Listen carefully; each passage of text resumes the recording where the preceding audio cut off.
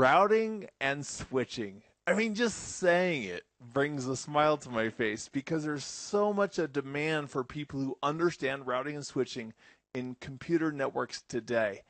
We're going to, in this nugget together, you and I, we're going to demystify some of the magic, or what seems like magic to many people, regarding how does a network or how does a router determine where all these networks are that it needs to forward packets to, and how does a switch make its forwarding decisions, and what does it mean when people say VLAN or trunking?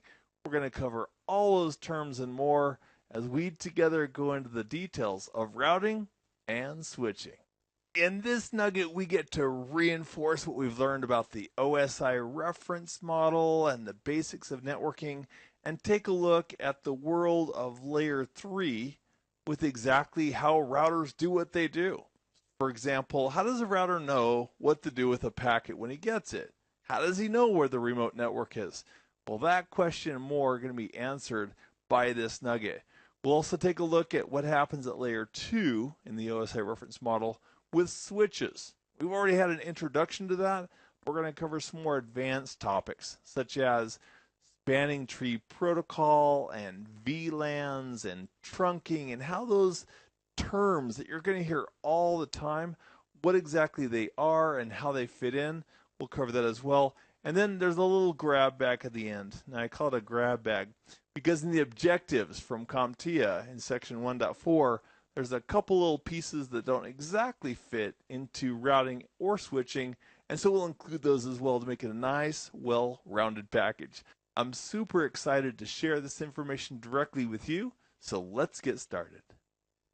So what exactly is routing all about? Well, that's a really good question. I'm glad you're here with me, and we're going to talk about it together.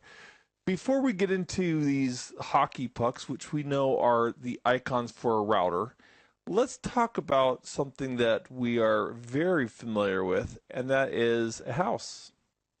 So let's pretend that's the house where you live. Could be an apartment, a condo, doesn't really matter.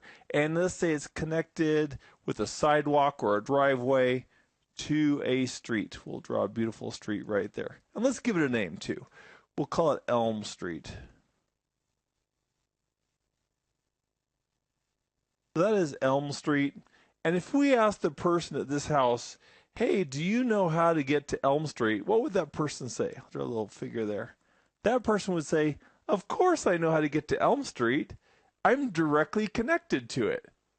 And that's pretty obvious. So if somebody asked this guy how to get to Elm Street, he'd say, it's right out my front door. There's Elm Street. Just in that same light, a router knows how to reach different networks based on directly connected interfaces. So I'm putting a little blue, aqua, whatever color you want to call that, dot next to each of the router interfaces, and every time you see a router interface, that interface is connected to a different network. So R1 knows how to reach, it knows where it is, the 10.1.0 network, because it is what? It's directly connected. Are you with me? It's directly connected, so it knows how to reach 10.1, it knows how to reach 10.12 because it's directly connected, but all by itself, a router doesn't know how to reach this one, R1, doesn't know how to reach the 10.2 network or the 172.16.1 network or the 24 network or the 34 network because it's not directly connected. So unless we give them some additional information, R1 is going to do a terrible job of forwarding packets to those other networks that are not locally connected or directly connected. So when we talk about routing really involves two things. Number one, it involves learning. What do you mean, Keith, learning? The router has to learn where a network is. So with directly connected networks, that's one way of learning. We can be directly connected. And there's only one other option, really. And the other option is somebody can tell you. You can be told. So, for example, as an administrator, we could tell this router, hey, dear Mr. Router, to get to the 172.16 network, 172.16.1 network, go ahead and forward it to R2 and because R2 is connected, he knows how to get there. So we could manually tell a router how to get to a certain network, or we can also go ahead and they call that a static route. I'll show you each of these. And the other option is dynamic. And that's all about learning. So our first piece here, routing. The first piece involves learning where the networks are. And as a quick reminder, the options are not very many. We can be directly connected, as in the case of R1, it's directly connected to these two networks. The R3 is directly connected to 3 networks, so it knows how to reach those. We can be told where networks are by using something called a static route, which is just information. So we could go to R3 and say, hey, dear Mr. R3, if you want to learn how to forward packets, or if you need to ever send a packet to the 10.1.0 network, you go ahead and you forward it over to R2. And then also R2 would have to be told how to forward it. But if we manually, us, you and me, we configure these static routes, that's one way of training the routers. The other option, which is a lot easier, is called dynamic. With dynamic routing, we simply tell all the routers to take what they know and share it with everybody else. With dynamic routing, R1, because he knows about the 10.1 network and the 10.12 network, he'll share what he knows with R2. Now, R2 already knows about the directly connected network here, but he didn't know about 10.1, so with dynamic routing, R2 would be trained dynamically by R1. R1 would basically say, hey, if you ever need to connect to 10.1.0, I know how to get there. Go ahead and forward those packets my direction and I'll take care of it. And that's it as far as the first step of routing is learning. So when somebody talks about routing on a network, they could be absolutely talking about learning about where the networks are. The second step of routing is actually doing it, meaning forwarding packets. The two-step process. And it's done in the right order. You learn where the networks are, the routers do, and then when they get a packet, they forward it. And a packet comes in, the router looks at something called its routing table. That means what it's learned through one of these options, and then it makes a forwarding decision towards the final destination. And usually that involves another router in the path, who then forwards it to another router, who then forwards it to the final destination. So that's it. That's what routing is all about. It's about learning where the networks are, and then secondly, making forwarding decisions to those networks. So let's take a look at these routers and what they know before we train them with any additional network information. So this is R1 in our diagram up here, and this is a command line interface, also sometimes called a CLI, to a network router. Now, a network router could be made by one of various vendors. We have Cisco, which is a pretty large vendor, and we have other companies like Juniper and other vendors like HP, and a lot of different companies make routers. So the actual commands may vary and will vary slightly between vendors, but the concept is the same, and that is, in this case, IP routing. So if we take a look at R1, on a Cisco box at the command line interface, which is where we are, I'm going to do a show IP route. And what that says is, please show me all the routes that you know about, Mr. Router, for IP, specifically IP version 4. So the output here, there's a lot of information up here. This is like a Dick Tracy decoder ring with a lot of details, but it's really quite simple if we look at the basic elements. This is saying how the routes were learned, and we talked about two things regarding routing. One is learning, and these are all the different methods that we could learn a route, including directly connected. And if we look down here, see the C right here? That C equates to those C's right there, which means that we have two networks. We've got the 10.12 and the 10.1, and we know about both of those because we are we're directly connected. Now, one other thing that we can notice here is that it subcategorized them, these two individual routes, under this one. And the reason it did that is because the 10 is a Class A address. I'm not using the standard default mask. If you go back to our IP section, I'm not using the standard default mask for a Class A, which is 8 bits, and that's why it put the two independent subnetworks that fall into the 10 category, the 10 network space, underneath it. Just describing why it did what it did.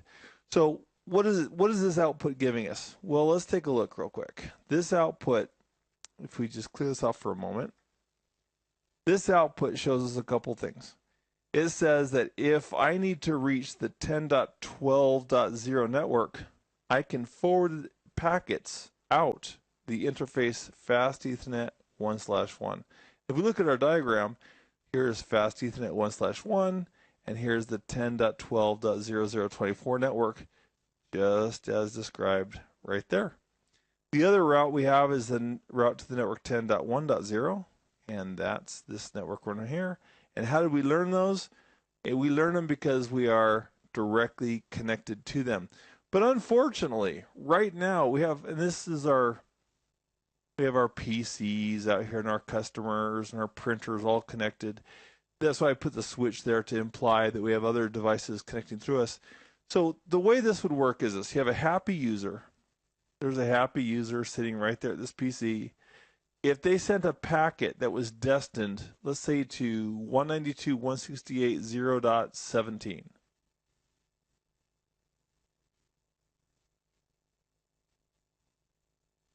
so the packet comes into the router. Here's what the router does. The router looks at its routing table and says, okay, you need to send, this packet needs to be forwarded.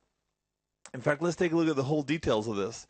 When the bits come into the router is going to look at those bits, and first of all, at layer 2, it's going to look at the frames and say, is this frame for me? And hopefully this PC would format the frame at layer 2 correctly for the layer 2 address of R1. Then if it is the layer 2 address of R1, R1 would continue to de-encapsulate it till he looks at layer 3, and the layer 3 packet would say 192.168.0.17, and at that point, the router would say, oh, that's not me, but I am a router. Let me see if I can forward that for you. Now, in this case, unfortunately, there's no information in the routing table that tells R1 what to do with this packet. And as a result, this packet destined from this PC here and going over to this device here, it's going to be dropped at R1 because R1 has no clue on how to forward a packet outside of 10.12 and 10.1.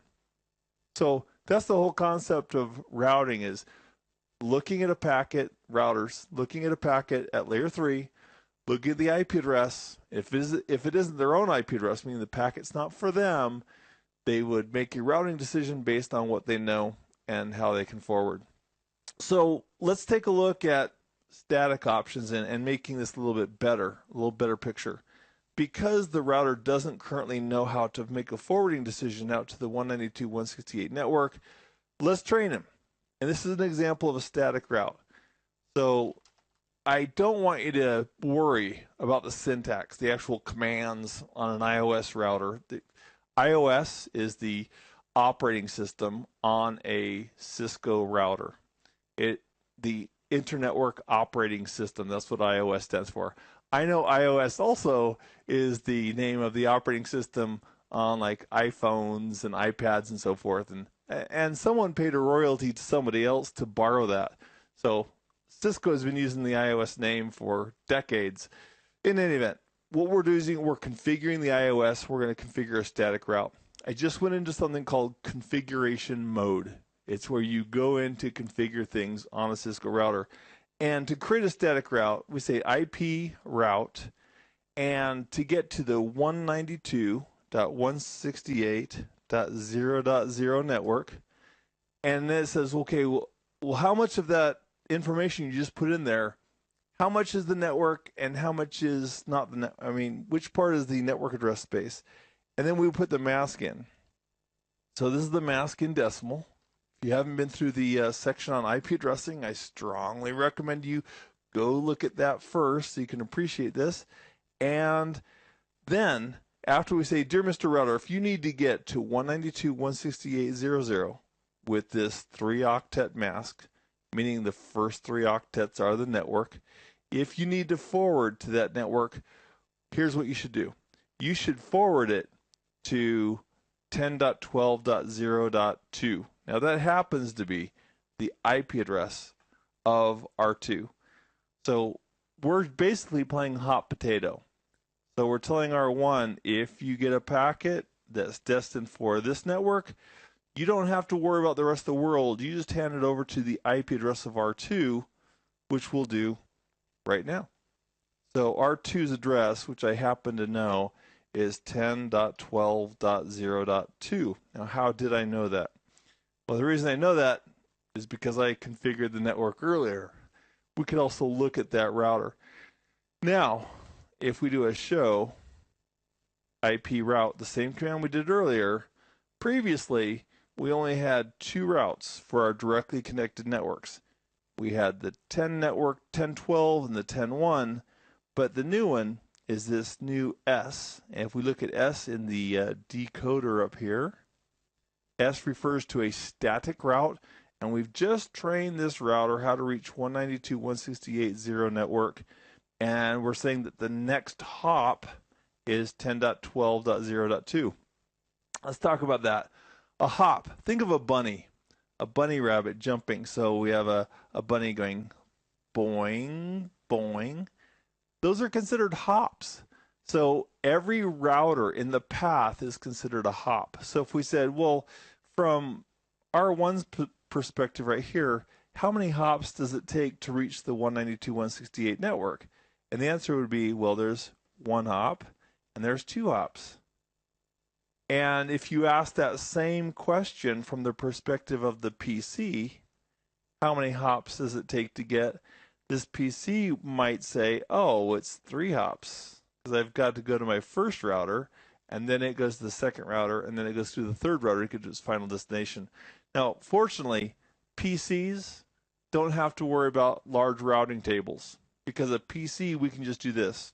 Dear Mr. PC, you live on the network 10.1.0, and if you need to reach anybody who's not on that same network, you go ahead and forward it to your default gateway, and we tell the PC that this router is its default gateway. It's sort of like the Star Wars Obi-Wan Kenobi route. Help me, Obi-Wan, you're our only hope. So the PC doesn't have to learn the entire network. The PC just has to know the network it's connected to and the default router, also called a default gateway, to use in the event it needs to forward or get a packet to a non-local network. Okay, so is our work done? No, our work's not done, because even if we forward a packet, if R1 forwards a packet to R2 that needs to go to this network, what's R2 going to do? Well, let's go ask him. We've got some commands right here. We've got an interface. Let's go ask R2. Here's how you'd ask R2 what he would do with a packet destined for that top right network. We do a show IP route. And this is the syntax on a Cisco router. And look at this. Wow, he's got more routes. He's got 1, 2, 3, 4, 5. Really? So 1, 2, 3, 4. Where's his 5th route? Let's take a look. Oh, he has a directly connected internal address as well. All right. I just wanted to make sure we weren't getting something for none.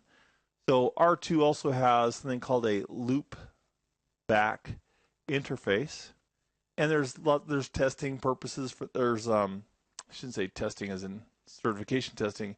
We can use loopbacks for various network functions. It's like a pretend interface that has an IP address, but the other 4 that I circled here are these bottom 4 that are also showing as directly connected. But you'll notice out of this routing table, if R2 got a packet for 192.168.0 network, if it would look at its routing table and say, I don't know how to reach that network. I don't have it in my routing table. I don't know who the next hop would be, and it would drop the packet. So what we could do again here on this router is we could add a static route. Okay, this is painful already because if you have a fairly large network and you're adding static routes for all of your networks, you're going to do a lot of manual configuration, and it's a pain because if something changes, you've got to go back and add new manual routes. So instead of using static routes, which those were all examples of, we could change the rules and simply use dynamic routing for learning. Dynamic routing simply allows the routers to share information. So for this network, R3 would share that information with R2 saying, hey, if you ever need to reach this network, send it to me. And R2 could take that same information and say, well, Mr. R1, if you ever need to reach network 192.168.0, please send it to me. See, they're all basically telling the next person in line who to forward the packet to. And that type of routing, that type of dynamic routing is called a distance vector routing protocol. Distance vector is when it's like telephone, the game telephone, where you tell somebody and they tell somebody else and they tell somebody else. So with the game of telephone, R3 regarding this network tells R2, R2 tells R1, and that's eventually how everybody learns how to reach the network 192.168. And one example of a distance vector routing protocol is something called rest in peace. Now, it's not, that is the acronym for rest in peace, but RIP in the world of computer networks stands for Routing Information Protocol. It's simply a routing protocol that it's distance vector, and if you enable it for all of your networks and all of your routers, they will all share all the information, and you can have complete reachability without configuring a single static route. It won't take long to configure that, so what I'd like to do is do exactly that. I'm going to go back to R1, where I configured a static route, and I'm going to take that out. I'm just going to take out that static route because that way we show everything working without any static routes. So that's how you say take that away. In Cisco speak is you put a no in front of it. We just show IP route. We're back to our two directly connected networks on R1. Okay, so for RIP, I'm going to use a really cool tool. This is part of Secure CRT. It's not the end of the world, but it saves a ton of time in a lot of my configs. I'm going to click on View, and I'm going to say Chat Window, and I'm going to tell this that I want to send my chat to all tabs, meaning whatever I type in here, whatever I type in this chat window is going to go to all four routers at the same time. Now, in this case also, just for the moment, the ISP, I've shut down these interfaces so they're not being used at the moment. So it's just R1, R2, and 3 as the primary focus for our discussion. So if I wanted to enable the RIP routing protocol on all these devices, I would say configure terminal, which puts me into something called global configuration mode on a Cisco router. And again, the syntax, don't care too much about that at this point. The concept is what I want you to focus on. And we're going to go into a little separate room on each of these routers, and it's going to be called router RIP. So you notice how my prompt changed to config-router? That says visually, oh, you're inside of a little sub-compartment inside the router logically where you can configure RIP, routing information protocol related commands. And just for grins, let me go to each of these other devices, and you look, see on R2 and R3, it's all the same commands because all those commands are going to all the devices. And from here, I'm going to say I want to use version 2 of RIP, and I want to take off something called auto summary.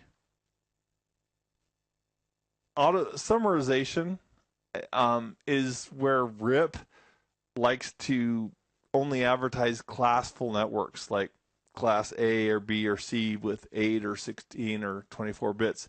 And this basically, with no auto summary, it says, forget about that. Just do what Keith wants you to do.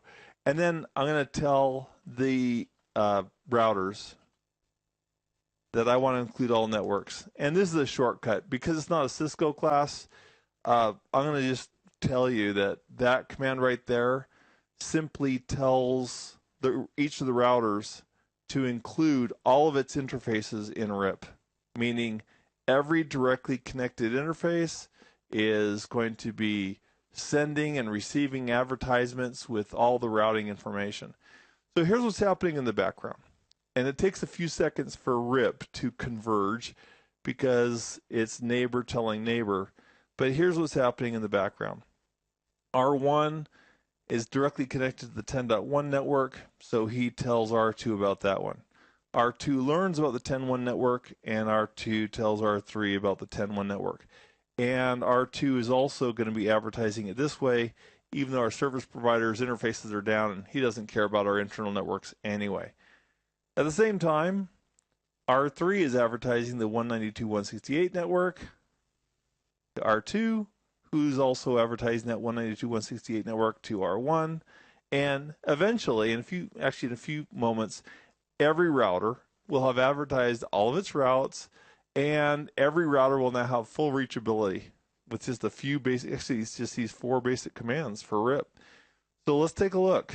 Let's go back into our router config, and I'm on R1. And let's do a show, the same command we did before, show IP route. And there's our routing table. Now, this is showing us one page of our routing table. This is the R's represent RIP learned routes. If we scroll up a little bit, the R is right here. So that's how we learned about these networks. And if we went through each of these, we could basically identify all of them. So let's pick the 192.168 network. That's a fun one. So from R1's perspective, here's this network, 192.168. And if we find it in the table down here, which I didn't scroll down far enough for, so I'll do that now. There we go at the bottom. So let's take a look. So here's the 192.168.00 network. And now it's in the routing table. So if R1 got a packet from this happy user and it was destined to the 192.168.00/24 network, this router would know what to do. And it says this: I'm going to forward that packet, says R1 if I got it. I'm going to forward it to my next hop, which is 10.12.0.2. That happens to be R2's address. R1 knows how to get to R2, no problem. And I'm going to use my fast Ethernet 1/1 interface to go ahead and forward it to R2. Why? Why did all that happen? Well, it's because R3 told R2, and R2 advertised that network to R1, and because R1 learned it on the FA 1/1 interface, and because R2 is the person who told R1 about it, that's why these elements show up here. It also shows that we had an update on that about 2 seconds ago. Now with RIP, Routing Information Protocol, it sends updates every 30 seconds. And it sends almost the complete routing table. There are some exceptions to that, but RIP says, you know what, things could change. I'm just going to keep advertising every 30 seconds, and hopefully everything will be advertised to everybody and life will be good. So that's RIP in a nutshell. And we could pick any one of these networks, like this one right here, the 172.16.1 network. And we could say, from R1's point of view, how would he get there? Well, R1's going to send it to 10.12.0.2, and he's going to use FA011. He's still going to send it to this guy. One other thing we should talk about for a moment, too, is this number right here.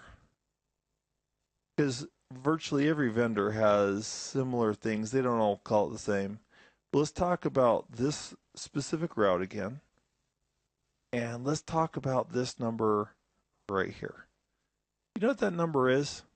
That number is called a hop count. In RIP, the way RIP decides what the best path is. For example, maybe we have 2 or 3 different routers advertising to R1. In this case, we only have one, but if we had 2 or 3 different routers and they're all saying, yeah, I can get to that network, I can get to that network, with RIP, we would look at the hop count, right over here, and RIP would choose the lowest hop count as the best route and use that best route to go ahead and forward towards that destination. So if you look at the 2, what does that mean? It means 2 hops. So when R3 advertised R2 and R2 advertised to R1, the hop count that was advertised was 2. That's because R3 advertised it with a hop count of 1, meaning that network said R3 is 1 away. It's directly connected to me, but it'd be 1 away from you. And R2 advertised the hop count of 2. And that's why R1's routing table has a hop count of 2. If you take this network, for example, let's clear this out for a moment. If we take the 10.2 network right here, and that is being advertised to R1, look at that one. So it's right here. Here's the 10.2 network. Look at that. It's just 1 hop away. See that one right there? 1 hop away, because R2, when he advertised, said, hey, it's 1 hop away from you because I'm directly connected to it. That's the logic behind it.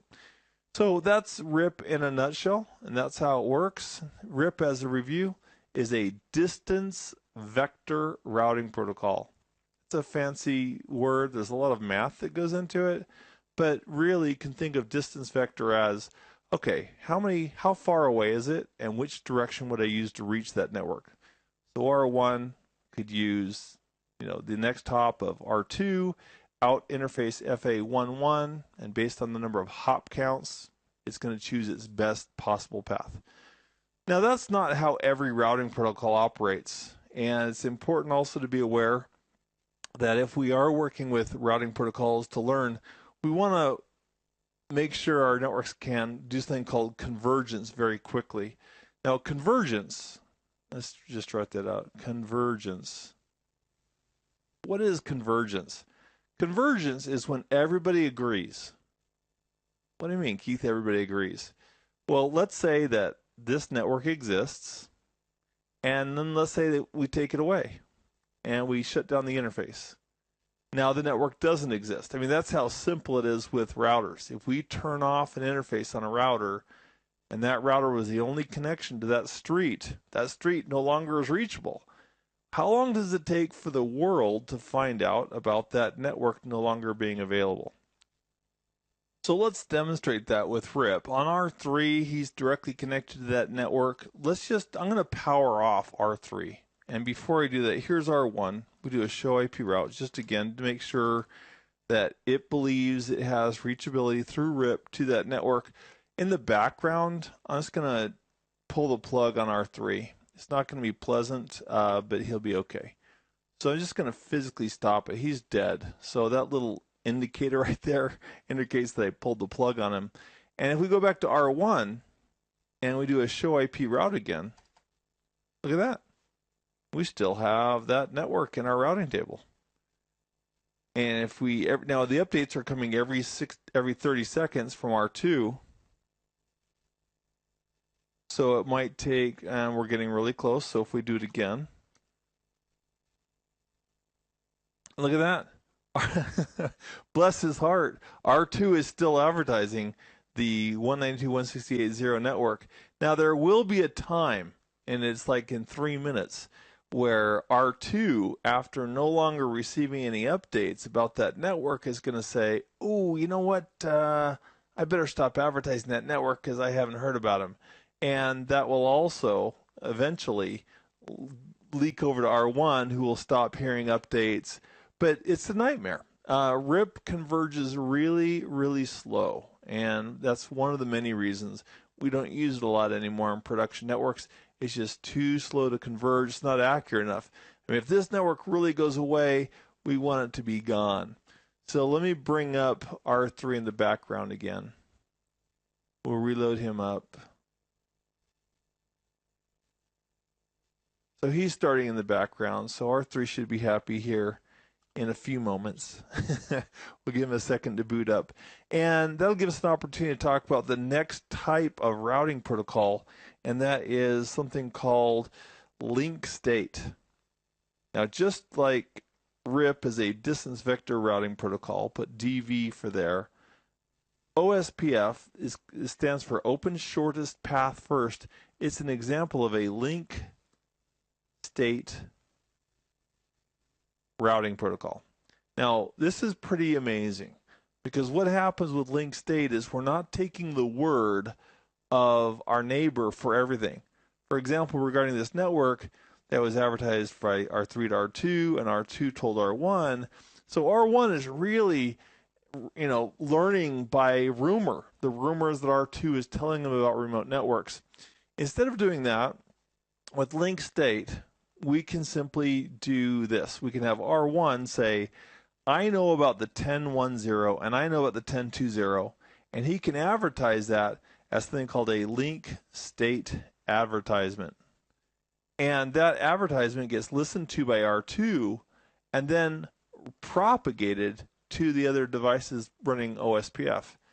So at the end of the day, R3 is actually seeing the LSAs that R1 generated, and then R3 can say, okay, so I know R1 is directly connected to these two networks, I know R2 is directly connected to those 3 or 4 networks, and then R3 can use his own calculations called an SPF, shortest path first calculation, to determine the best way to get to each destination device.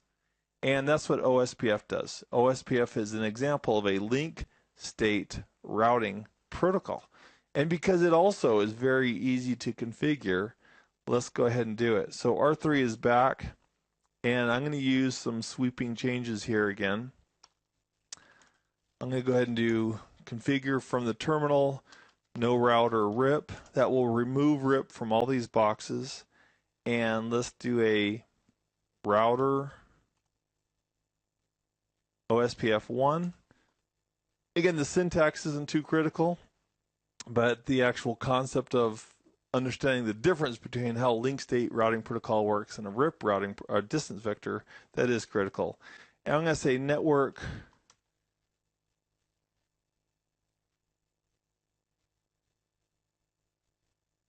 this is a fancy way of saying that I want all interfaces on each router to participate in a single OSPF area, and it happens to be called Area 1. And that's it. So having done that, let's take a look at the results. In the background with link state routing protocols, each of these routers are going to form a neighborship, a formal neighborship with each other. And they have to agree to certain things. For example, the MTU, that's a fancy way of saying the maximum transmission unit. On Ethernet, the general maximum MTU is 1,500 bytes. So one of the things that these two would agree to before they neighbored up and became really friendly with OSPF and agree to, propagate the advertisements from each other, they would have to agree on something like the maximum transmission unit. They'd also have to agree on what the network was between them. And there's some other properties as well. But they neighbor up, and then once they neighbor up, they keep track of their neighbors. And if I lose a neighbor, I can notify the rest of the world that that neighbor's gone, or actually, because the LSAs are no longer being sent, the rest of the network will converge much, much quicker. And there's a whole world that I look forward to joining you in another class on another day, maybe ccna with Jeremy or some other class.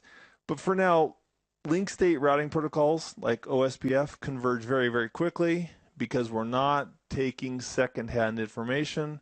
We're getting information from the source. So let's take a look at what our routing tables might look like. You'll notice that, R3 has some adjacencies, and let's take a look at R1. Let me end this.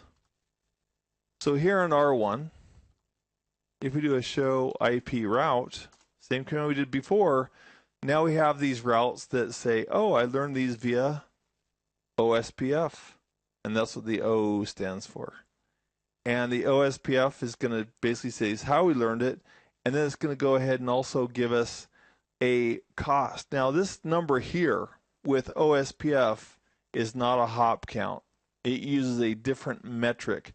And a metric is a fancy way of saying how good or how bad a route is.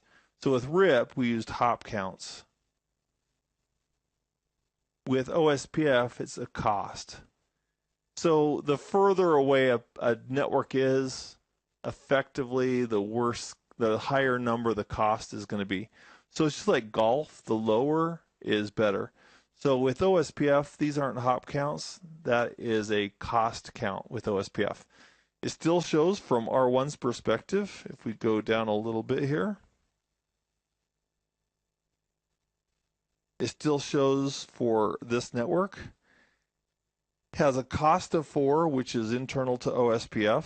So if it had multiple routes being advertised by multiple neighbors, it would choose one with the lowest cost. And it shows that the next hop is still 10.12.0.2.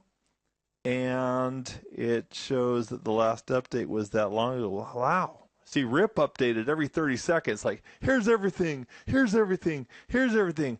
OSPF, we established neighbor relationships. And if nothing changes, we don't need to flood all the information for all of the network every 30 seconds. We can do it maybe every 30 minutes just to make sure it's out there. But with link state routing protocols, we advertise the links that we have, we maintain neighborships, and it converges a lot quicker. So for example, now, if we turned off R3, which I'm going to do right now. So on R3, if I simply said stop, so R3 in the background just died, so he's dead. If I go back to R1 and I say, dear Mr. R1, tell me about your routing table again, the show IP route, look at that, it's still there. It's still there, but it will converge quicker. It's going to take a few seconds for R3 to stop his neighborship with R2, meaning not reply anymore, that he's there. And after that timeout occurs, that route should go away. And let's take a look at what the timeout is. That's embarrassing. It should converge very, very quickly. Let's take a look. Show IP OSPF interface serial 4/0. I just want to look at the timers. Okay, so the dead timer is 40 seconds. And all that means on this interface to R2 is that if R2 doesn't hear from his neighbor within 40 seconds, he's going to consider that neighbor dead. And at that time, it'll go ahead and propagate that information and then R1. So as opposed to like 3 minutes, we have with a dead router a much quicker convergence time. And there's tweaks and tunes that we can do to make it even faster. Let's go back to R1. That should be at least 40 seconds. Show IP route, and sure enough. So that route is gone, and R1 no longer believes the 192.168.0 is reachable. So what have we learned? We've covered so far about the topic of routing. We've learned that routing is two things. We have the learning of routes, which can be directly connected or dynamically learned or statically configured. And then we have forwarding packets based on that information. Static and dynamic we've discussed. RIP is distance vector. OSPF is link state. And we also talked about the next hop. The next hop is the next person that this router is going to forward a packet to in order to get that packet to its final destination. And then we also discussed metrics. With RIP, the metrics was a hop count. With OSPF, it was a cost. And now I'd like to talk about something totally different, and that is a hybrid routing protocol. Now, a hybrid routing protocol is something that maybe uses neighborships to keep track of neighbors, like link state, but it also works like a distance vector routing protocol. In fact, there's only one on the street. It's called EIGRP. It's Cisco's. It's enhanced. It's proprietary. It's Enhanced Interior Gateway Routing Protocol. Enhanced Interior Gateway Routing Protocol. And it's not used that much anymore. It's a fantastic protocol, no doubt, but it's not used much because it's not open, meaning if you have Hewlett-Packard or Juniper devices, because EIGRP is proprietary, it would mean you all have to have all your gear from Cisco. But one thing about EIGRP that's really cool is that its metric is based on the bandwidth and the delay. It takes those two major considerations in when it calculates its metric to a final destination. So I'd like to demo that real quick for you as well, so you can see it, experience it. And to do that, I'm going to bring up R3 again. So in the background, we're starting up R3. Hopefully he'll be up in a moment when we get to him. In fact, before I start configuring, he needs to be up and active. But here's how EIGRP operates. EIGRP establishes neighborships, keeps track of its neighbors, it cares, and then when it has those neighborships, it advertises all the routes, and then it doesn't bother reflooding all of those routes every 30 seconds like RIP does, because it says, hey, if there's a change, my buddy will let me know. And so because of the neighborships and because of not flooding all the routes every 30 seconds, EIGRP is a hybrid, but what it really is, it's an advanced, enhanced distance vector routing protocol, because at the end of the day, it really is using the distance vector approach to calculating the path that it's going to use. And the metric is derived from bandwidth and delay. So that gives me a moment to get R3 up, and he is up and happy, or will be here in a moment. There he is. Okay, so let's go ahead and configure all these for EIGRP.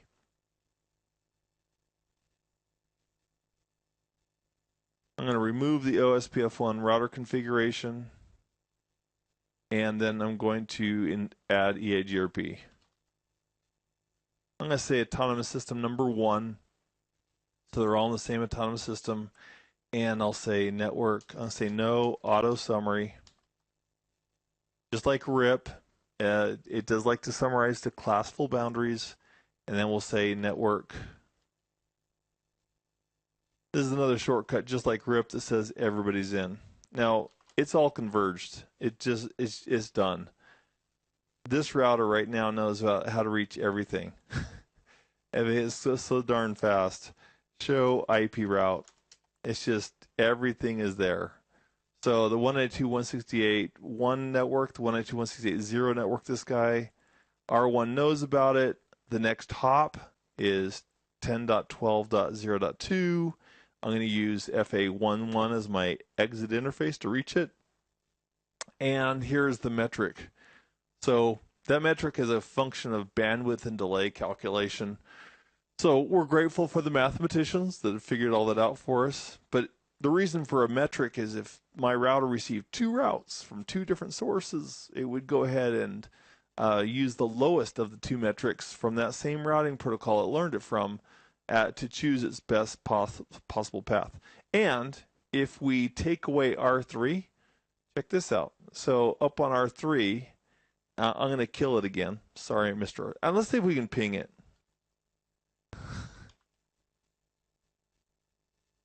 So R3's interface address is 192.168.0.3.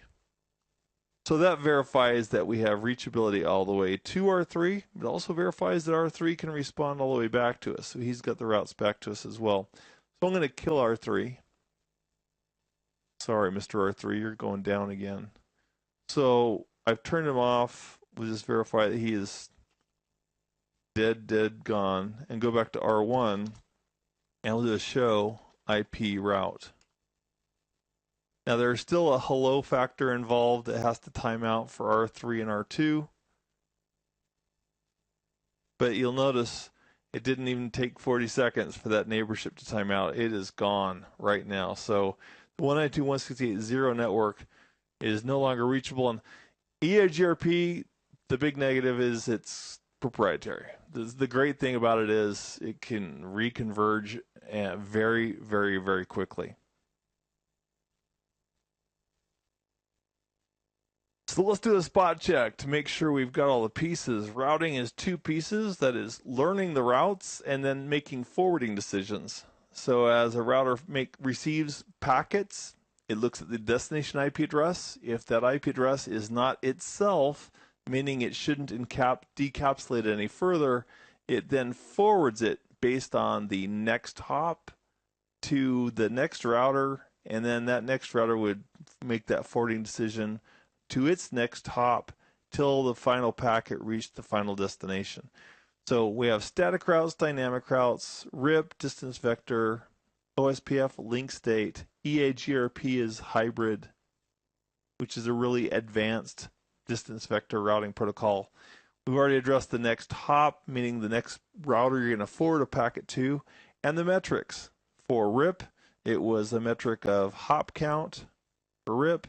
It was the cost for OSPF, and our EIGRP, it also used, let's call it a metric, because it uses a custom metric based on bandwidth and delay and so forth.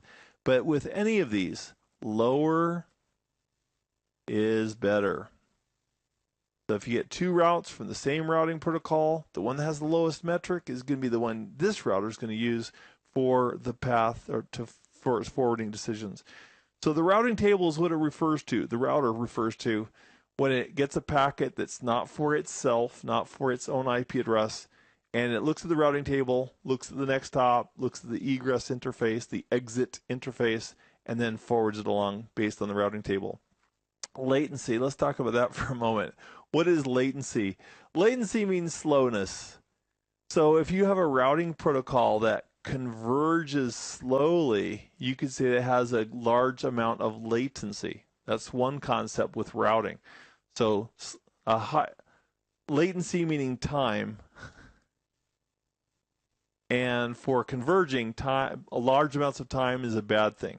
Also, if this happy user here is sending a packet to a server over here on this network, if the packet takes a long time to get there, that would also be a bad thing.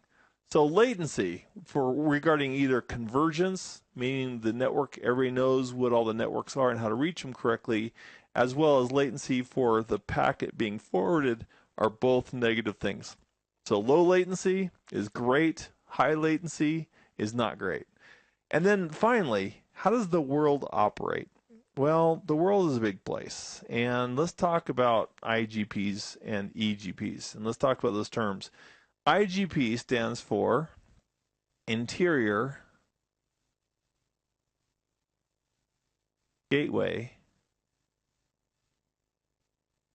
Protocol. And you and I both know that a protocol is another code name for rules, right? From our earlier discussions together. So if we have an interior gateway protocol, what is that? That's a routing protocol. A routing protocol is a method that we can use where the routers train each other on how to reach networks. So 3 examples of IGPs, interior gateway protocols, are RIP, a distance vector IGP, OSPF, a link state routing protocol, or IGP, and EIGRP, which is a proprietary / hybrid / advanced distance vector IGP. That's all that is. So IGP is a fancy word for saying an interior gateway routing protocol or a routing protocol you're going to use inside your own company. And that's exactly what we did here. This is all inside of our company. But what about the internet? The internet's a bigger place. So let's say you have a service provider, and let's call him service provider A, and we are using that service provider. But in another part of the world, we're using service provider B, and in another part of the world, we're using service provider C. How does that all work? Because all the internet routes, they all have to be shared. And the way we share routes between these different service providers is something called EGP, External Gateway Protocol. And when you see EGP, I want you to be aware there's only one of them. Now it's the 21st century and things could change in the future, but at the moment, the only exterior gateway protocol is BGP. So if you kind of do this, it kind of looks like it. So BGP stands for Border Gateway Protocol. It's kind of like Sam's Club. In the part of the world I live in, there's a place called Sam's Club where you can buy like toilet paper by the crate, and you can buy, food by the bushel. And it's just huge, huge quantities. When these service providers, they have like maybe this guy's got 20,000 routes, and this guy has 40,000 routes, and this guy has maybe 70,000 routes. They need to share those routes with each other to make the internet go. In fact, on the internet, there's more than 400,000 routes. So how do we share those routes? Well, we use a routing protocol for training, for learning. And a routing protocol between service providers, the routing protocol is called BGP, Border Gateway Protocol. So that's all it is. Border Gateway Protocol is a routing protocol that can be used between domains. Domains is a fancy way of saying between groups of management. So service provider A is Sprint, and service provider B is AT&T, and service provider C is some upcoming star, and there's lots of them. And so we'd use BGP cooperatively to share routing information between the service providers so that everyone would have, not everyone, but all the service providers would know how to reach all those 400,000 plus routes and networks that exist on the internet today. And the number is growing. With IPv6, we have a whole nother set of routes and a whole nother set of routing tables. And fortunately, BGP supports IPv4 and IPv6, so it can support either one of them. So the ins and outs of switching at layer 2, I put that in there just so we could remember exactly where switching happens. And it's a layer 2 function because we're making forwarding based on layer 2 addresses. So here's our topology that we've been working with so far throughout this class. And we focused on the routers in the previous little piece here in this nugget. And I'd like to focus on this icon and this device, which is better known as a layer 2 switch. So I've removed away the larger topology for a moment so we can focus on the switches. And let's say that you and I walk up to a switch. Let's say we go up to switch 1 right here. And we say, "Dear Mr. Switch, what is it you do for a living?" The switch would say, if it could speak English, it would say, "Well, here's what I do. What I do is I memorize or I learn MAC addresses. And I learn what ports they're associated with." So just like routers learn network addresses and where they are, either through static configuration or dynamic routing protocols are being directly connected, a switch is going to learn MAC addresses. And here's how it does it. It's going to eavesdrop on every single frame that comes into it. So let's say that PC2 has a MAC address that ends with 22. Now I know a MAC address, as we learned earlier, is 12 characters long, and these are only 2, but it makes it easier to write it out.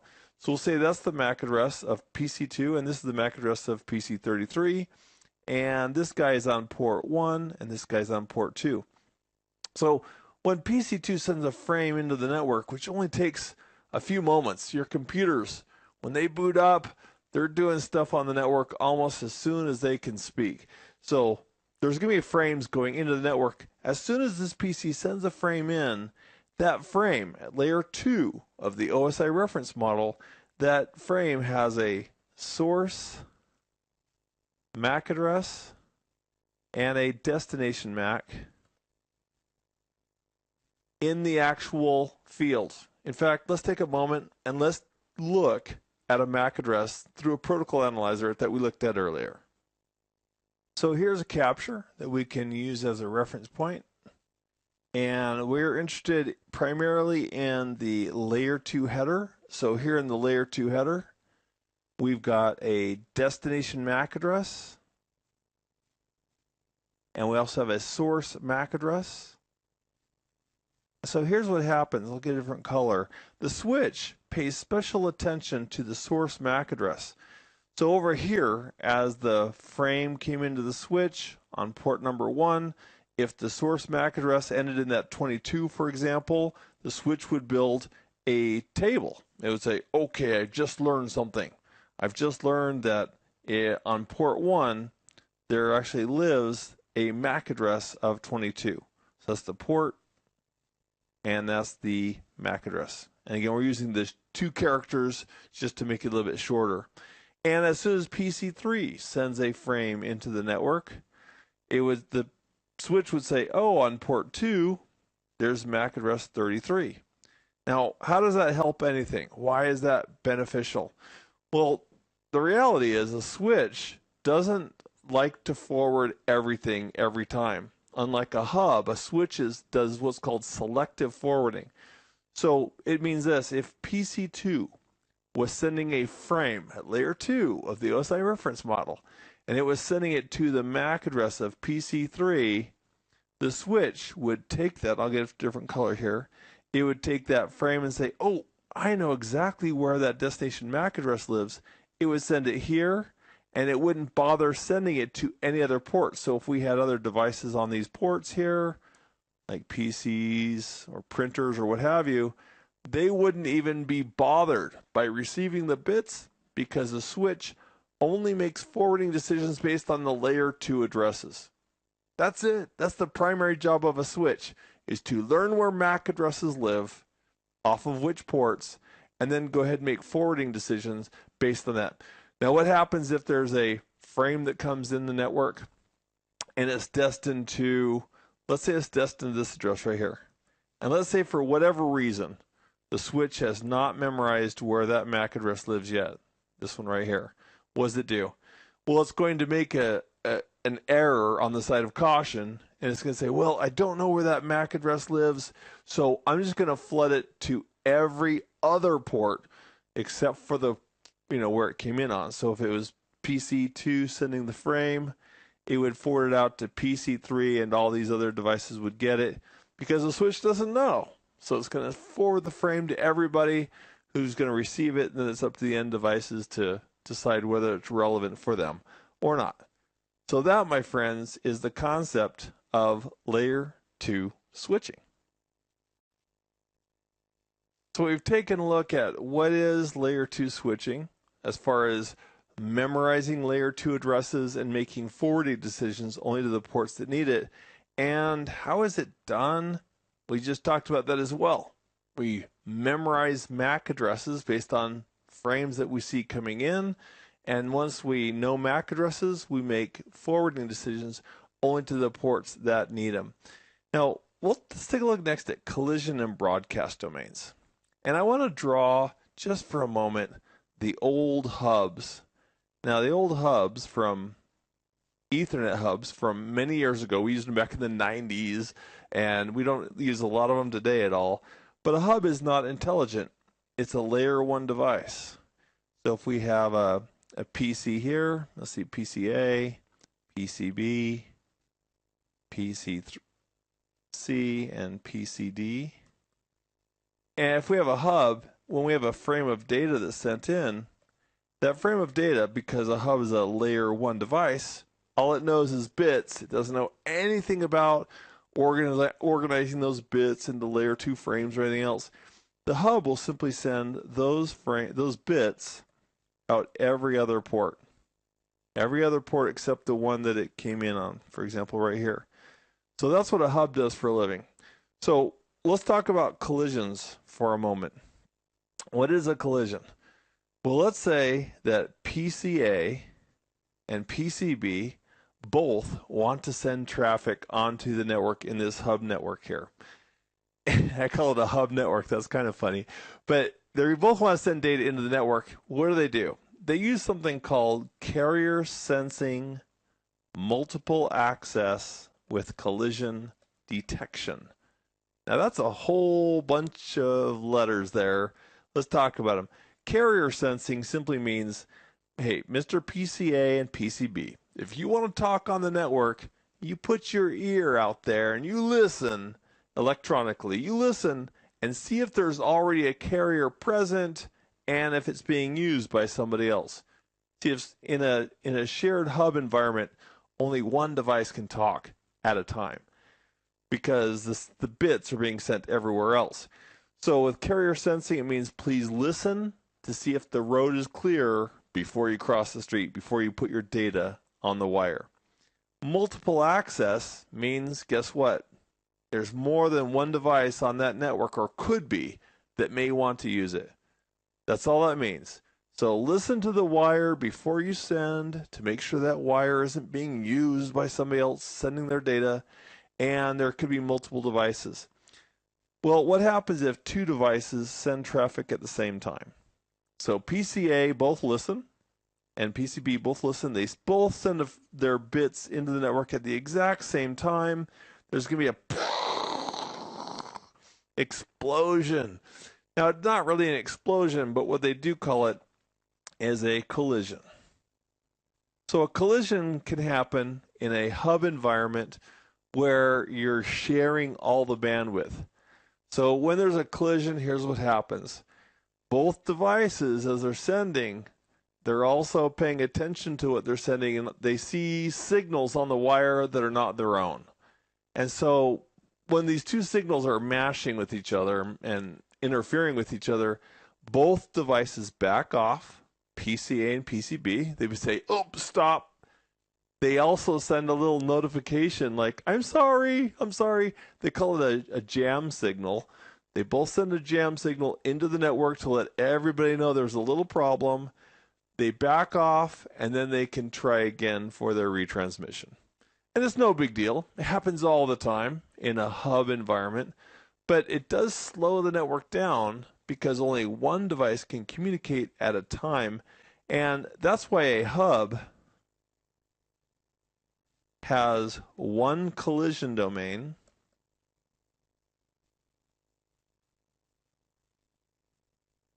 period.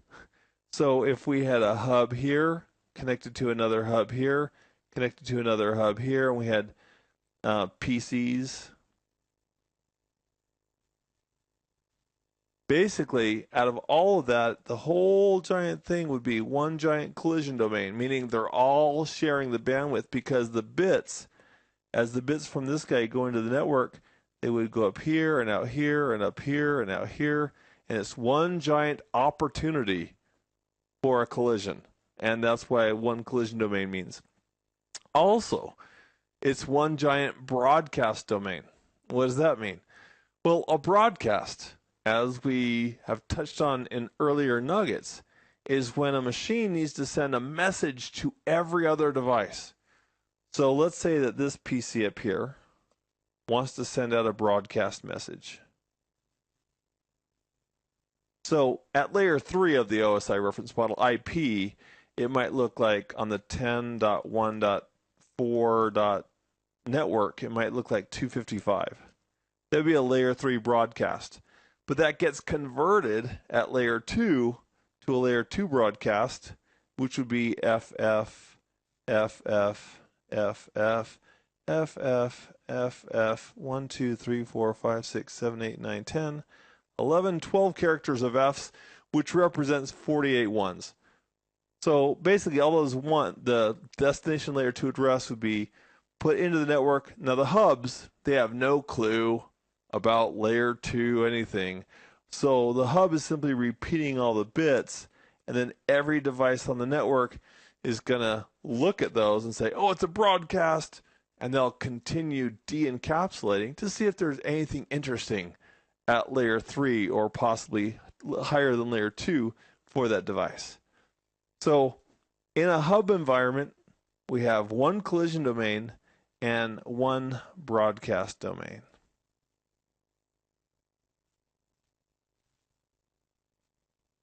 It means everybody could collide with each other, and a broadcast is going to be seen by everything. So how does that compare and contrast to a switch? Great question. Well, in a switched environment, the rules are very much different. So if we have a switch, and let's go ahead and take a switch like this. Now there's a switch. And we have PCA, PCB, PCC, and PCD. All right, and we got those 4 devices, but now it's a switch. Let's talk about the collision domains again. There's no collisions with a switch. Like, well, Keith, how does that work? How do you pull it off? See, a switch doesn't forward, first of all, a switch doesn't forward all the frames to all the ports. It's intelligent about it. It also has a little bit of buffer. So it has, buffer is a fancy way of saying it can store stuff for a short period of time. So if PCA is talking to PCB, he forwards his bits into the switch forwards them out to PCB, doesn't bother PCD or PCC, these two guys. But also, we're using different sets of wires. See, in our unshielded twisted pair cabling, we have 2 pairs of wires. And with a switch, we use one of those for sending data and one for receiving. And when we do this, we use 1 pair for sending, 1 pair for receiving, and we're using a switch, we get something called full duplex. And full duplex means that we can send and receive at the same time. So PCA and PCB could be having a conversation. PCD and the PCC right here could be having a conversation. And the switch is going to keep all that separate. Now, if there's a situation where multiple devices are sending to one device at the same time, the switch can sort all of that out on the back plane of the switch in the background, kind of hides it, so that there's never a collision. So what does this mean if there's no collision? That means that PCA has its own collision domain and PCD has its own collision domain. So these circles right here each represent collision domains. And having multiple collision domains is a good thing. In fact, on a 48 port switch, guess how many unique collision domains we have? We have 48. Every port on a switch is its own collision domain. That means it's like having your own dedicated freeway. You'll never see another car because the switch is sorting all the traffic out in the background, and you have dedicated freeways to every single PC. So do switches cost a little more than a hub? Yes. Today, a low-end switch and a low-end hub are both going to be fairly inexpensive. And in production environments, we don't actually use hubs anymore. It's all switches, partly because of this. Now, one last scenario that I want to run you through, and that is, what about broadcast domains? Well, if we have, let me clear the screen here. If we have 3 switches tied together, and we have PCA and PCB and PCC. I need to come up with another naming scheme. That bothers me. So we have 3 devices hanging out there. If one device sends a broadcast frame into the network where the layer 2 address is FFFF, 12 characters of F, which means all ones in binary, the switch does not know where that MAC address lives. And so what it's going to do, what the switch is going to do, it's going to forward it to all other ports, including the one that's connected to switch 2. And switch 2 is going to forward it here and to all other ports, including the port connected to switch 3. And switch 3 is going to forward it out. So whether you have a hub or switches in their default state, they're both, if they're connected together, we're going to have one broadcast domain for switches and hubs alike. So in summary, with a hub, you have one giant ugly collision domain. With switches, every individual port is its own freeway. There's no opportunity for collisions at all. So you have individual collision domains for every single port on the switch. But for broadcasts, switches and hubs work very similar to each other. A broadcast can be sent everywhere where there's connectivity.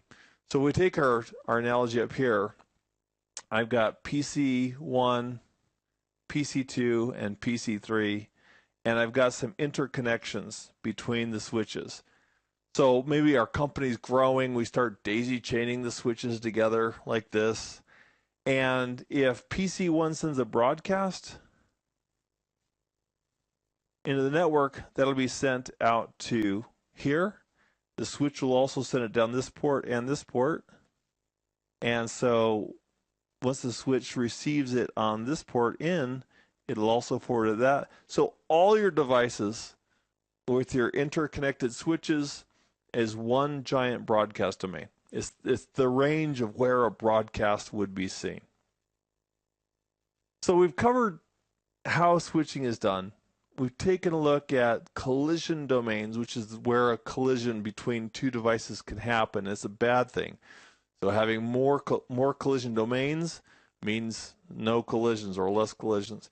And then spanning tree protocols are our next topic. So let me change this graphic out for another. Actually, let me preview this one. Let me premise this by saying, if a switch does what it's supposed to do and forwards traffic, there is a problem with the broadcast.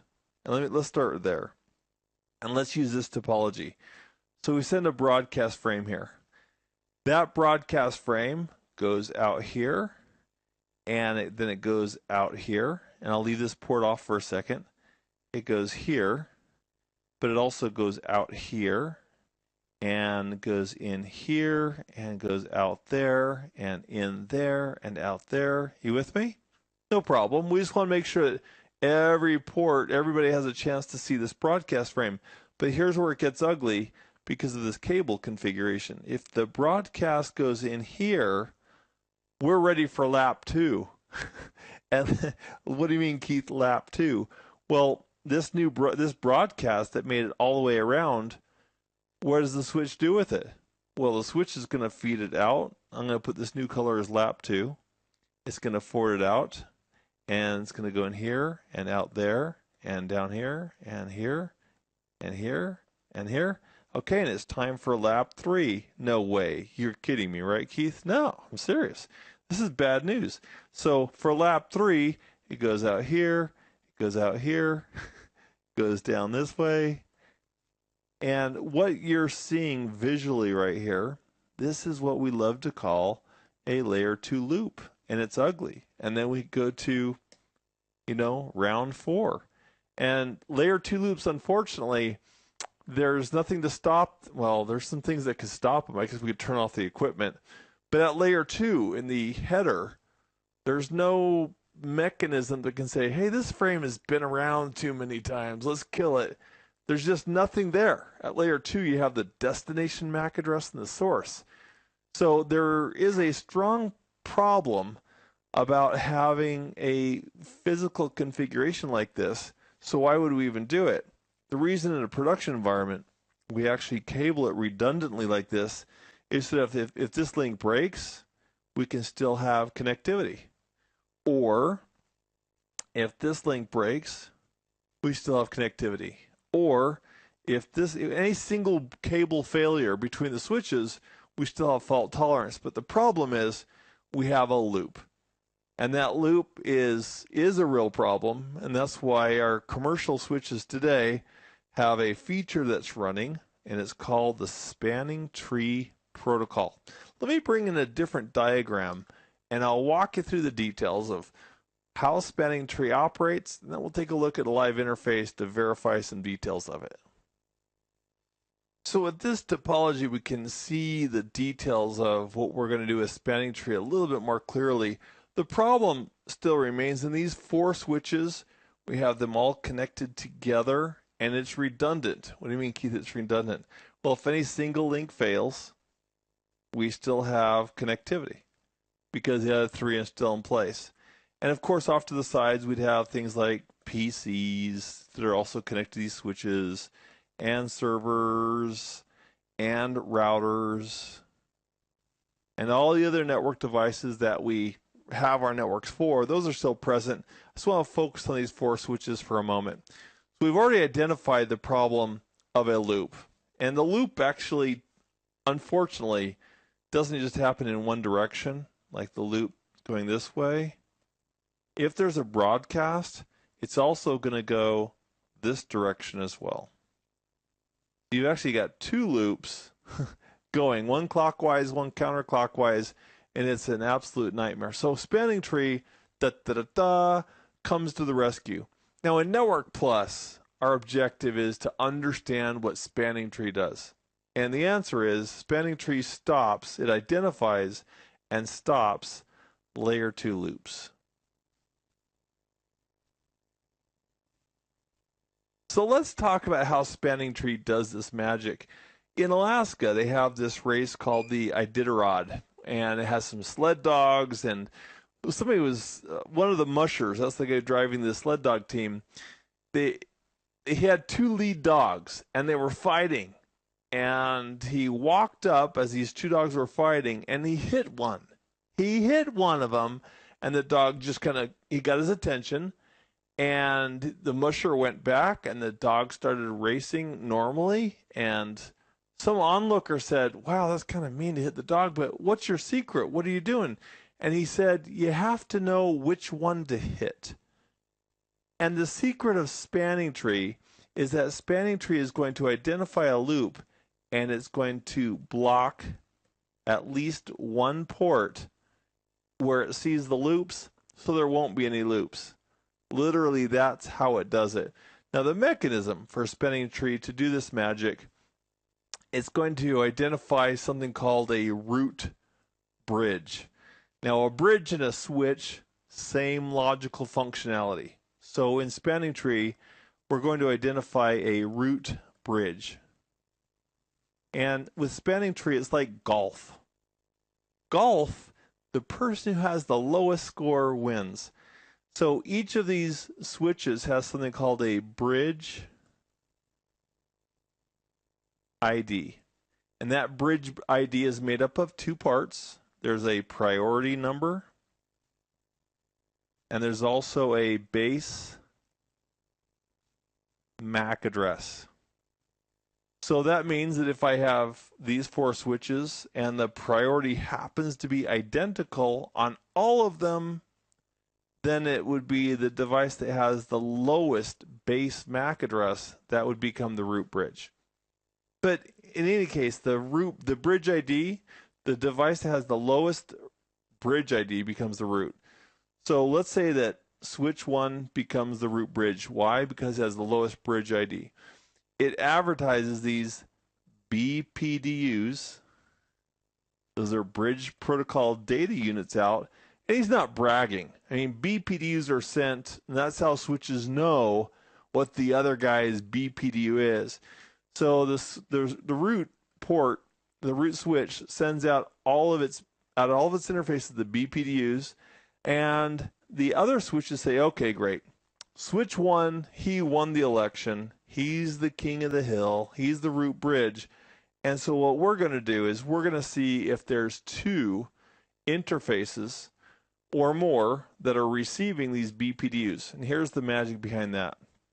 If switch 4 receives a BPDU here, and he also receives the root's BPDU here, switch 4 knows that, oh my goodness, I have 2 paths to get back to the root. There is a loop. So the magic is that BPDUs are sent out, and devices where they see BPDUs coming in on 2 different interfaces, if they're coming in from the root, so the root BPDU would be advertised this way and this way, and now switch 2 has a question, what do I do? Well, Spanning Tree is going to do this. Spanning Tree is going to take one of these ports, and it's going to put it in blocking state and allow the other port to do forwarding. And that's what Spanning Tree does for a living. And there's a whole week, literally, that we could spend on some really cool things on the spanning tree. But for Network Plus, our goal is to understand what it does. Number one, it stops layer 2 loops from happening. How does it do it? It identifies parallel paths from a layer 2 perspective, like we have right here, and it then blocks on at least one port. So I'd like to show you this in action because it would be a good thing to see as well. So let me bring some switches in, and they're all ready to go. They're so excited. They've been, prepping for the last 45 minutes in preparation for this. So let me shrink this a little bit.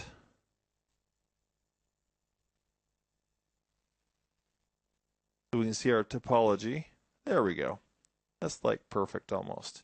All right, there's switch 1, switch 2, switch 3, and switch 4. Okay, so that's these 4 switches.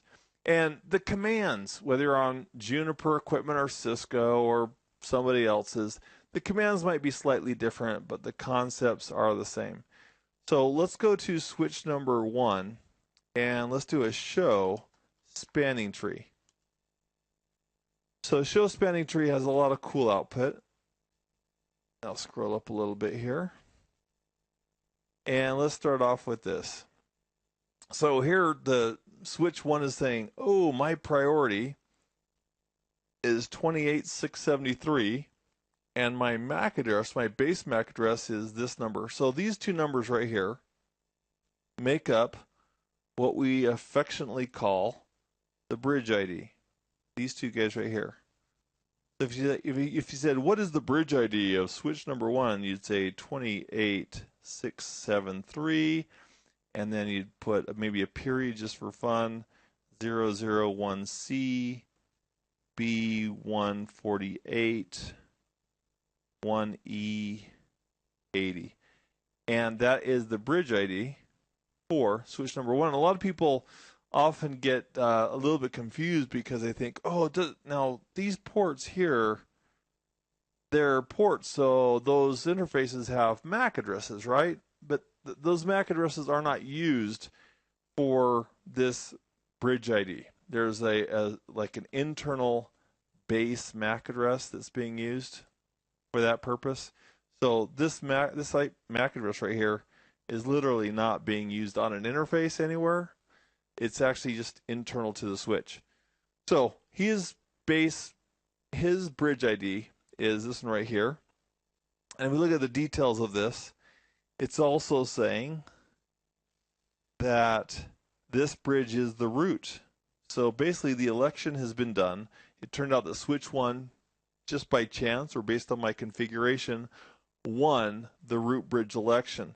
So what he's going to do, because he won, the root bridge is going to forward on all of its ports.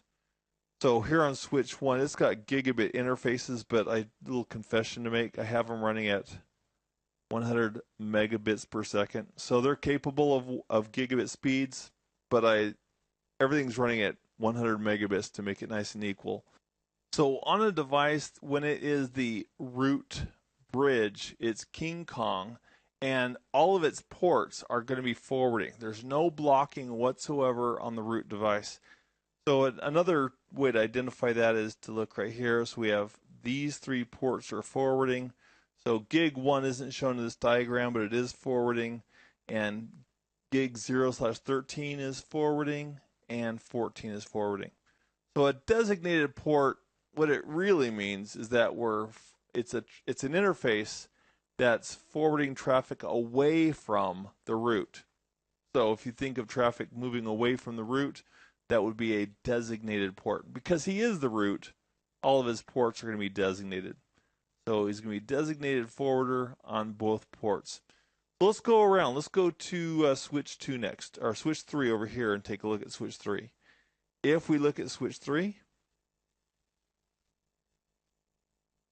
and we do a show spanning tree. In fact, I'm going to move this up just a little bit and close that, scooch this over. We don't need that much width, and then we can see more of the output. All right, thanks for playing. All right, so we'll do show spanning tree. And what this is saying, he says, I know the root bridge is out there, and here's the information for the root. And he learned that from switch 1. He also knows that he's not the root, and check this out. The reason that this device is not the root is because his priority, his number, is higher. So the lower priority number of switch number 1 caused him to be root, and the bridge ID of switch 3 that we're looking at is higher. Just explaining why switch 3 didn't win. We weren't picking on him. He simply didn't win because he had a higher bridge ID. Now, what switch 3 is saying is that I've got port 13 and 23, and one of them's a root port and one of them's a designated port. Let's take a look at 13 first. Port 13 is a root port, and every switch that didn't win, so here we have the root bridge. When you see root bridge, I want you to think King Kong. He's King Kong. He won everything. And every other switch has to kind of bow and honor that switch. And the port that switch 3 is choosing to forward traffic toward the root is called the root port. And you're only going to have one of them on a switch. So if a switch had hundreds of parallel connections, we're only going to have one root port on all the other switches, each of the other switches that are not the root bridge itself. So this is a root port forwarding towards the root, and the other port is a designated port. What does that mean? Well, the designated means we're forwarding away from the root. So this is a designated port that's forwarding. You could also say this is a root port that's forwarding because it's absolutely true. So what's next? Let's go take a look at switch 2. Somebody's got to block. Somebody has to block in this topology so there won't be a loop. So let's go over to switch number 2, and we'll do a show spanning tree there. So here's the show spanning tree for switch 2. Now switch 2 is interesting in the fact that port fast Ethernet 0/23 is blocking. See that block right there? That's basically saying that I'm blocking and I'm not forwarding, and FA 0/24 is the root port, and the root port is in the forwarding state. That means on switch 2, the port that it's using to forward traffic towards the root is FA 0/24, and we're blocking on port 23. Now you might ask, how does it decide? How does it decide where to block? And these spanning tree protocols, spanning tree, it's a good shopper. I want you to think of that. If you needed to go out and buy, let's say you wanted to go out and buy a router. You want to buy a router. And you could get the exact same router for $1,300, or you could get it for $1,700, and it's exactly the same, exact amount of service, everything else exactly the same. The stores are both the same distance from your house. Which one are you going to buy? You're going to buy the one for $1,300 because it's less expensive. Well, Spanning Tree does the same thing as well. We have some costs involved that are advertised over links, and we have costs on ports. And so basically switch 2, if it felt that this port 23 had a lower cost, it would have forwarded there. But if it thought that port 24 had a lower cost, it would forward there. Now, if you have a switch like this and the cost is, let's say the cost is 38 for grins, and the cost is 38 here. So the cost is equal. How does it choose? The way it chooses between switch 4 and switch 3, which one's going to be, which direction it's going to go, is based on the bridge ID again. So in this case, switch 4 must have a lower bridge ID than switch 3 because switch 2 is choosing to go that direction. So if we went and looked at those devices, which we can right now, if we looked at switch 3 and looked at the bridge ID, oh, this is it right here. So the bridge ID on switch 3 is this. It's 3279 and the MAC address is 000E, and I got to jot that down. So let's 000E 8300, and if we look at switch number 4, who hopefully is going to come up for us here.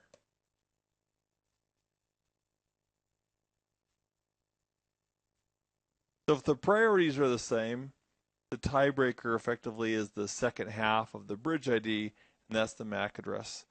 So if we take a look at switch 4, which is 00E38, and we go to switch 3, which is 00Z83, you can see that switch 3 has a higher number. 83 is higher than 38 for those numbers right there, and that's why the choice was made.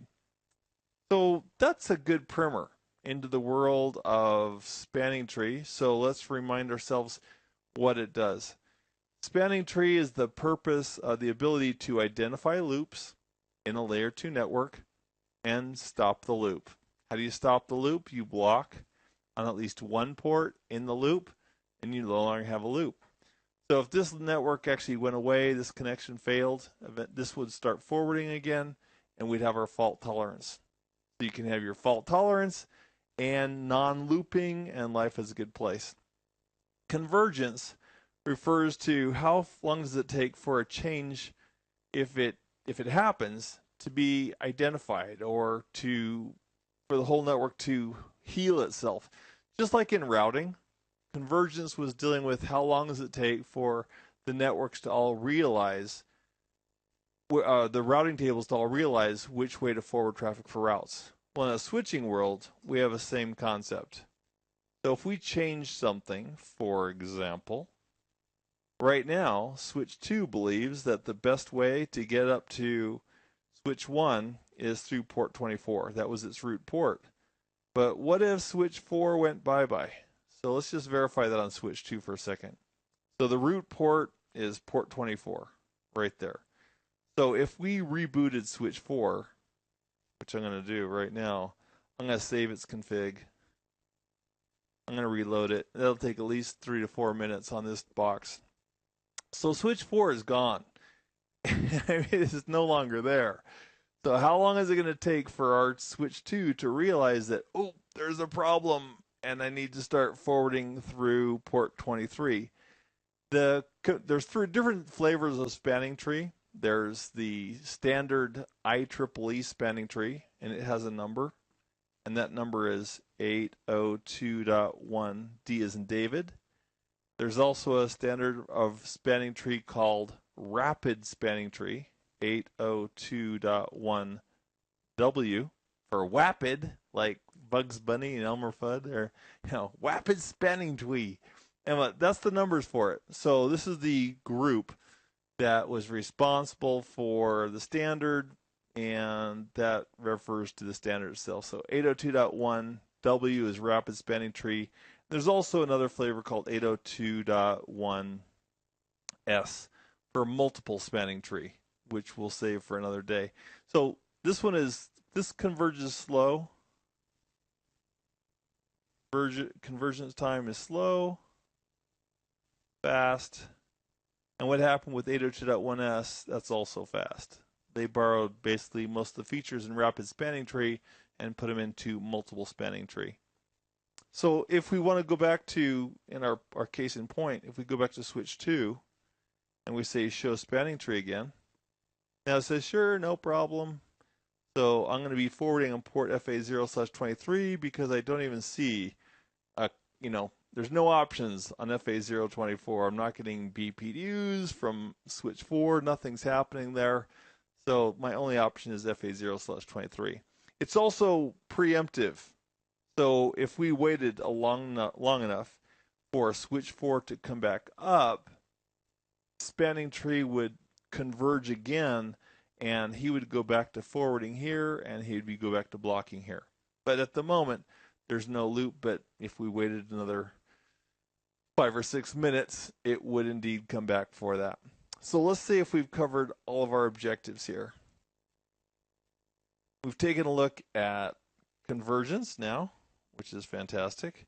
And the next piece is VLANs. Oh, VLANs. Let's talk about VLANs for a moment. VLANs are fantastic. Let's say we have a switch right here, and it's a whopping 8-port switch. 1, 2, 3, 4, 5, 6, 7, 8. Now in our production switches, they have these big cages and chassis, and they have slots. And each of these slots can have like 48 ports each. So we can literally have hundreds and hundreds of switch ports available in one physical device. But here we'll just use 8. So let's say we have some PCs. And let's say PC2. And over here we have PC3 and PC4. Those PCs are all really happy because they're all able to communicate with each other and life is good. And then we get a new department. And this new department is going to be set up, let's call it engineering or sales or human resources or some department, and they get a couple computers. Well, when they're getting their computers, they're thinking, oh, we need to buy a new switch to support this new department. Well, if there's only going to be 2 or 3 people in the new department, what we could do is this. We could put those new users on these 2 ports right here. We'll call this PC5 and PC6. We can put them both on those ports, and I'm going to use, through the magic of color coding, we could create what's called a virtual local area network. That's what VLAN stands for. It's a virtual local area network. And if I tell the switch, hey, this is part of VLAN 3, this port is VLAN 3, this port's VLAN 3, and this port's VLAN 3, and then for our new department, I tell these 2 ports that they're in VLAN 4 and they're in VLAN 4. The devices, the computers, don't know anything except that PC 1, 2, 3, and 4 are all in the same broadcast domain, and PCs 5 and 6 are also in the same layer 2 broadcast domain. And without doing anything else, these 2 sets of users wouldn't be able to talk to each other because they're totally isolated from each other. So when you hear the concept of virtual local area network, that's all we're talking about. We're talking about logically separating some computers from others, and they call it a virtual local area network. So these customers right here might be on street number 10.1.0.0, and these customers in red might be on street 10.2.0.0, 2 different logical layer 3 street names, and they also have 2 different broadcast domains at layer 2. It's sort of like having a 2-port switch here and a 4-port switch. And then as new devices come on, you can decide, what do you want to do with this port? Do you want to make it a member of 3 or 4? Or do you want to make it a member of a completely different VLAN by giving assigning that port to a different number? And that's how VLANs operate. So one last piece. Let me clear off this, and let's talk about something that's real and important and also pretty darn cool. And that is, what if you have multiple devices? Let's go ahead and draw again. Let's say we have 3 switches. And we have switch 1, switch 2, and switch 3. And let's say those are in 3 different buildings. We have building 1 and building 2 and building 3, and they're all connected with a cable that connects with Ethernet, one switch to the other. If we wanted to have somebody, say we have some users here, let's call it sales. We have a sales PC, and we have a salesperson in each building. And these buildings are fairly close geographically, so it's still a local area network. So we have a salesperson in each building, and we have a human resources person in each building. I'll call it HR for short.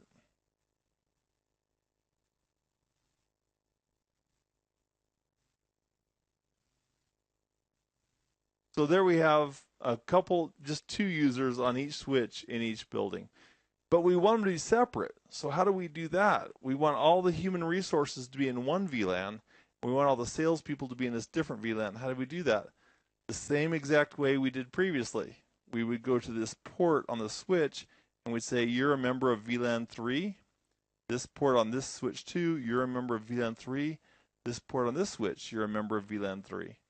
And that way they're isolated from the sales, and I'll put sales in VLAN, let's call them VLAN 6. So by controlling the ports on the switch, you control what VLAN they go into. So then we have the problem of, well, what happens if somebody in sales sends a broadcast? If somebody in sales sends a broadcast, what happens on this link right here? And let me show you the problem. So let's say the salesperson sends a layer 2 broadcast and it goes into the switch. The switch, because it's a broadcast, says, oh, I need to forward this to every other port, but this time it says that it's in the same VLAN. So it looks at all the other ports in VLAN 6, sends it there, but if this port isn't in VLAN 6, it's not going down. So one option is we could assign this port to VLAN 6 and this port to VLAN 6, but then when the customers from VLAN 3 try to send broadcasts, they can't get down. So here's what the magic is of this link, this pink link, right in the middle. We're going to make it something called a trunk. And trunks are actually quite simple. A trunk says, I'm going to carry multiple VLANs, meaning I can carry broadcasts and required traffic for VLAN 6 and 3. So we could allow VLANs 6 and 3 on the trunk, and then it could go down. Well, Keith, that's fine by letting the broadcast to go down, but how does the receiving switch know when it gets a broadcast whether it was a broadcast for VLAN 6 or for VLAN 3? That is a very good question. And what we're going to use is we're going to use jackets. I want you to think of jackets. So here's the jacket, and take a look at the color. The jacket's red. Go red, go red, go red. And then we have another jacket or t-shirt, whatever you want to call it, and that's blue. And we might say this is VLAN 3, and the red one's VLAN 6. All right, so there's our jackets. So what we're going to do is, before switch 1 forwards a frame down the trunk from switch 1 to switch 2, it's going to take a moment and think to itself, oh, okay, this frame that I'm about to send from me to switch 2, it came from somebody, and what VLAN is it associated with? Did it come from a VLAN 6 user or a VLAN 3 user? Because I'm going to find out what VLAN it came from, and I'm going to apply the correct color to it. So if a salesperson generates a broadcast, before it gets sent over that trunk, we're going to go ahead and mark that frame with an extra little field that tells the receiving switch, oh, this is a broadcast for the red VLAN. And the technology for that is called 8.0. Well, the technology is called trunking, and the standard we use today most of the time is 802.1 Q, as in quiet. And all we're doing is we're adding an individual tag to a frame just on the trunk, so that the receiving switch can say, oh, this is for VLAN 6, or oh, this is for VLAN 3, and not have a mystery about what VLAN it's for. Let me show you the literal tag that's added when a frame is sent, and we'll use a protocol analyzer to do that right now. And here's a good one we can use. So we'll open this up and we'll take a look at layer 2. So at layer 2, we have this frame of data that is sourced from this MAC address right here.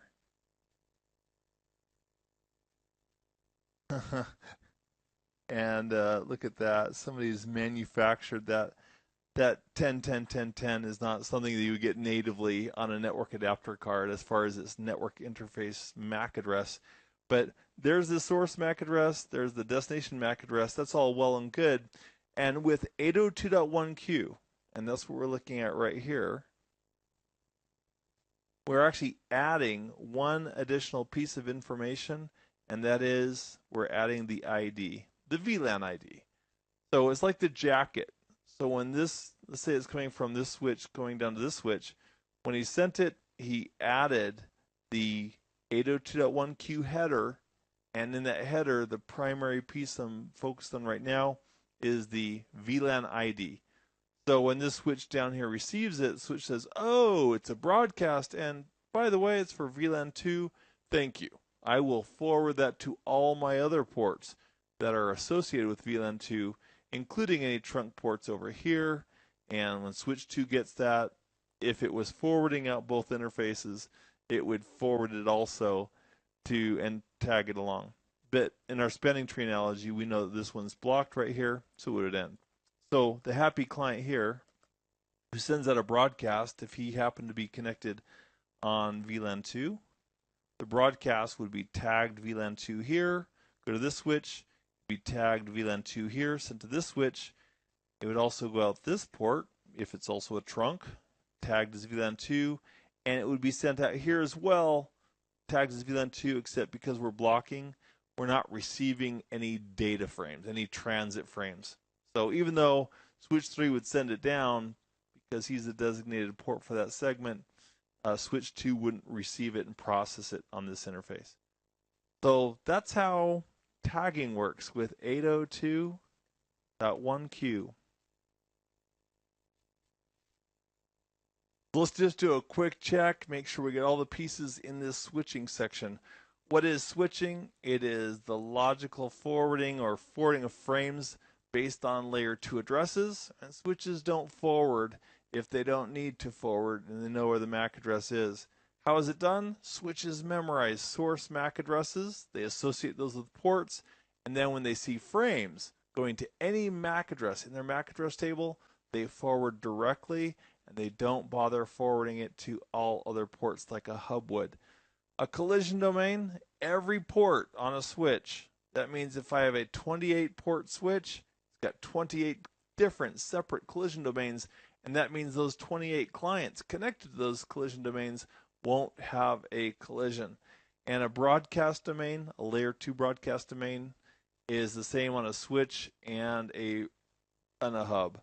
All the other ports on a hub are in the same broadcast domain, meaning they'll see a broadcast from another device.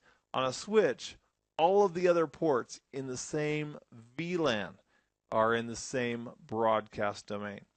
There can be loops like we have right here. So if we do have a physical topology where we have parallel paths between any of the network elements, so for example between switch 1 and switch 2, there's 2 paths. How do we fix that? Spanning tree finds the root of the spanning tree by finding the device with the lowest bridge ID, and then it finds the furthest away point, the slowest connection point, and will block on that. And the convergence is simply the time it takes for the spanning tree to figure out all the devices to agree on where we're forwarding and where we're not forwarding. So people often ask, what happens if you turn off spanning tree? Well, if in a topology like this, if you turn off spanning tree, you'll have a loop. And the loop will be the most of the traffic on your network will be the broadcasts that are looping through, and user traffic will come to almost a standstill. VLANs is taking a switch and carving it up into multiple different layer 2 broadcast domains. So these 2 ports could be in VLAN 2, and these 2 ports could be in VLAN 6, for example, and the devices connected would only be able to communicate with other devices in their directly attached VLAN until we introduce some other way of moving that traffic, like a router, to move it between the two different networks. And 802.1q is a way of tagging. So if we want to set up trunks between our switches, the trunks will simply tag the frames. So every frame, every user data frame that's being sent over the trunk will be first tagged, specifying exactly what VLAN it belongs to. That way the receiving switch can properly process it. So in this nugget, we've taken a look at the world of routing and switching. In the world of routing, we had two primary functions. One was to learn what to do by either having directly connected streets or networks, having static routes configured, or by dynamically learning through a dynamic routing protocol. We also identified the process of what a router does when it receives a packet. It looks at its routing table, and then it makes a forwarding decision based on that routing table. There's different types of routing protocols, including IGPs, which are used within an organization. Examples of RIP are an example of a distance vector routing protocol. OSPF is an example of a link state routing protocol. And the EIGRP, Enhanced Interior Gateway Routing Protocol, is an example of a hybrid or an advanced distance vector routing protocol. To connect two different internet service providers together so they can share routes, they use Border Gateway Protocol, which is the only real example of an exterior gateway protocol that we use today. At layer 2, we deal with MAC addresses, layer 2 addresses. In the world of switching, a switch only forwards it forwards based on the destination layer 2 address. Switch doesn't bother forwarding a frame. If it knows where it belongs, it doesn't bother forwarding it to all other ports like a hub does. And on a switch, we have an individual collision domain, a separate collision domain on every single port. For broadcasts, however, all the other ports that are in the same VLAN are going to receive the broadcast domain. And if traffic needs to go down trunks, we're going to go ahead and tag that traffic with the additional layer 2.5 information of the VLAN that frame belongs to. Now, as far as other tidbits, why do I have that here? There were, in the objectives for the CompTIA, for section 1.4, they had routing and switching, and then they had a couple that were just off, I consider, tangent items. So I wanted to leave that for here and talk about that for a moment. Let's say we have a switch and we have lots of devices connected to it. Maybe you have a router connected here, a PC connected here, and those guys are all assigned to VLAN 2, each of the ports. If we wanted to analyze the traffic, copy all the traffic that maybe is going out on port 2, or maybe in on this port, what we could do is we could tell the switch to copy all the data. I'll use a different color. Copy all the data to this port, and then we could plug in, for example, a protocol analyzer, which I've used in class a few times so far. And a protocol analyzer, if we're taking all the data on these ports and just making a copy, we're not stopping the traffic, we're just making a copy, we send it down here, then with a protocol analyzer, we can take a look at all the frames. See, a switch normally between the PC and the router would not forward that traffic to any other port. So our protocol analyzer wouldn't be able to see it unless we have a special copy function. So they call that special copy function several different names. One name is called port mirroring, M-I-R-R-O-R-I-N-G, port mirroring, and sometimes it's called port monitoring.